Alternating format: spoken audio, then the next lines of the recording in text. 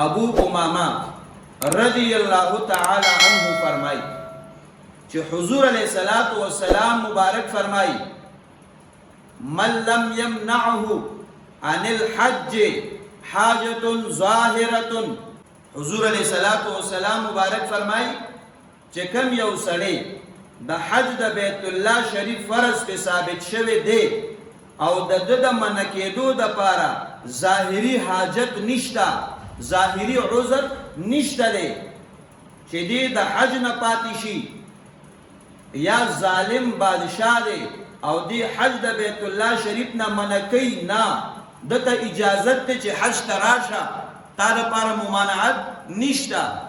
یا د باندې داسې مرض هم نشته دی چې دی د بیت الله شریف حج ته نشي تللی، نو ظاهري عذر نشته،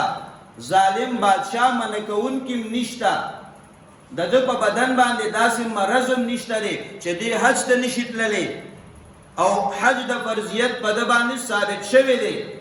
جناب نبی کریم علیه الصلاۃ والسلام مبارک فرمای دل مرګ رالی او حج نو کړي، نو فرمای فلیمت ان شاء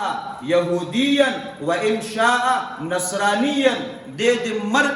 مرشي کده د خوخه یهودی دی مرشي او کده د خوخه عیسائی دی مرشي، دی مسلمان نه دی، دی د ایمان په حالت باندې نه دی، دلته مرګ راځي یا به د یهودیت په دین باندې راځي او یا به د عیسایت په دین باندې راځي، دی مسلمان نه دی. حضرت علی رضی الله تعالی عنہ ورسره یو دو خبرې نورم ذکر کړی دي، فرمایي من ملکا ذاتا و راحلتا، چې کم سړی د سورلې مالک دی، د سورلې ټیکټ ورسره مهیا دی، د هغې خرچه کرایه ورسره مهیا ده او د خوراک او د سکاک انتظام برابر دی او بیا هم دی حج ته نه ځي، د ده له مرګ رالی نو یا په یهودیت باندې مړ کېږي یا په عیسایت باندې به مړ کېږي. نن سبا مونږ وګورو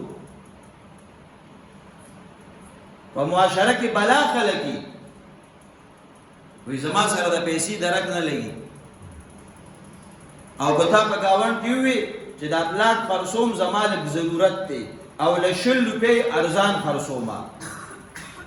نو چې تا مازدیګر ویلي ماښام پورې د خپل نږدې علاقې او د محلې او د کلي بلا خلک به تاله راشي او تاله به بیانه درکوي